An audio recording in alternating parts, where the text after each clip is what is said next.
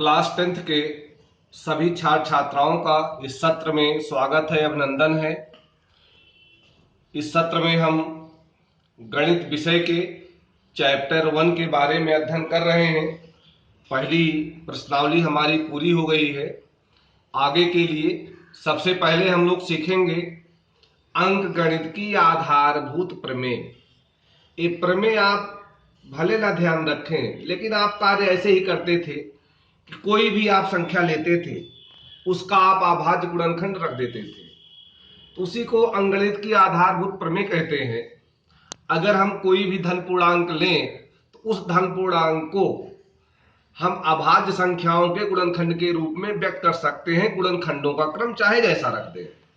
जैसे हम 6 ले लें तो 6 को आप 2 गुणे 3 भी कह सकते हो और 3 गुणे 2 भी कह सकते हो। तो इसको याद कर लेना जरूर और लिख भी लेना। प्रत्येक भाज्य संख्या को अभाज्य संख्याओं के गुणनफल के रूप में व्यक्त किया जा सकता है तथा यह गुणनखंड अभाज्य गुणनखंडों के आने वाले क्रम के बिना अद्वितीय होता है। अद्वितीय का मतलब होता है एक और एक ही। इसी बात को संक्षेप में लिख दिए हैं जो आपको याद रहता है अक्सर।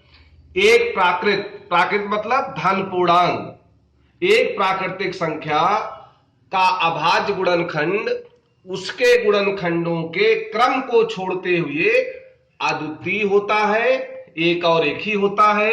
जैसे हमने 12 लिया तो 12 का गुणनखंड 2 गुणे 2 गुणे 3 आप जानते हैं, या 2 स्क्वायर गुणे 3। अब 12 को एक बार मैंने 2 से विभाजित किया, उसके बाद मैंने 3 से विभाजित किया, फिर हमने 2 से विभाजित किया। तो ऊपर और नीचे के क्रम तो भाई डिफरेंट हैं ही, तो क्रम को अगर आप छोड़ दें तो गुणनखंड कैसा होगा? अद्वितीय होगा। इसको आप सभी को याद करने हैं। अब इसकी सहायता से हम लोग छोटी क्लास में भी क्या करते थे, हम लोग महत्तम समापवर्त लघुत्तम समापवर्त निकालते थे। महत्तम समापवर्त को किससे लिखते थे? HCF, हाईएस्ट कॉमन फैक्टर, और लघुत्तम समापवर्त को LCM, लीस्ट कॉमन मल्टीपल। और एक सूत्र भी याद था आपको कि महत्तम और लघुत्तम का गुणन उन संख्याओं के गुणन के बराबर होता है, लेकिन वह संख्याएं संख्या में 2 ही हों। तो वही बात लिखे हैं नोट में, 2 धन पूर्णांकों के HCF और LCM का गुणनफल उन पूर्णांकों के गुणनफल के बराबर होता है। अर्थात HCF गुणे LCM बराबर दोनों धन पूर्णांकों का गुणनफल। काफी महत्वपूर्ण सूत्र है, हमेशा याद रखना चाहिए। दूसरा नोट है, अगर हम संख्या A और B लें तो एक तो शब्दों में लिख सकते हैं A और B का HCF, दूसरा हम संकेत में भी लिख सकते हैं। संख्याओं A और B के HCF को संकेत में HCF कोष्ठक लगा दो A, B। पढ़ते कैसे हैं? HCF of A and B, तथा LCM को LCM A, B से लिखते हैं। अब आइए इस पर हम लोग प्रश्न करेंगे।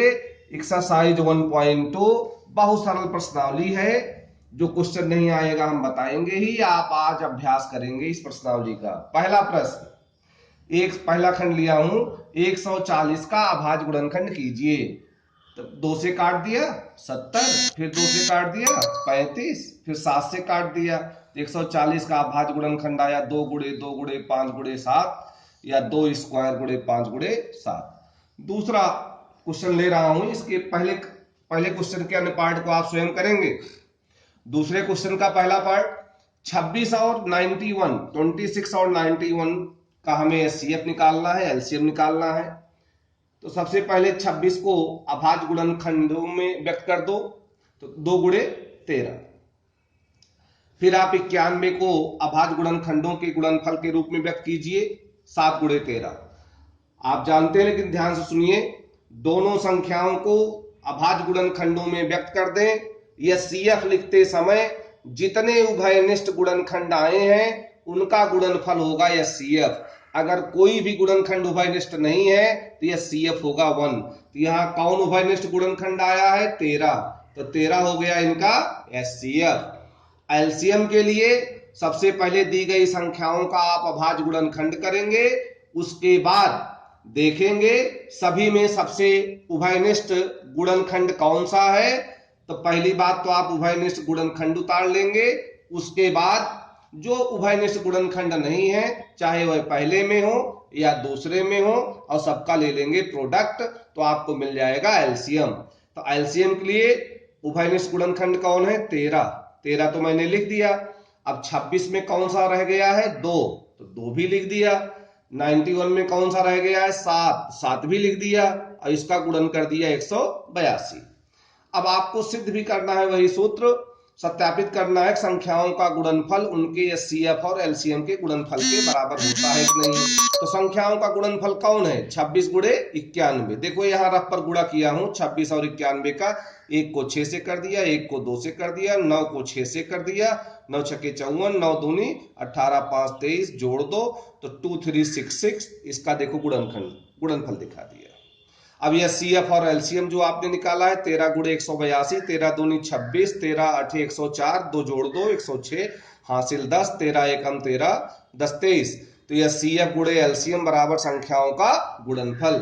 प्रिय छात्र छात्राओं, आप प्रश्नावली के प्रश्नों को लगाएंगे और इस चैनल को सब्सक्राइब कर लेंगे जिससे वीडियो आपको तुरंत मिलती जाए। सबसे पहला काम आपको मास्क बनाना है और आरोग्य सेतु ऐप डाउनलोड करना है। दीक्षा ऐप भी आपको डाउनलोड करनी है। Thank you.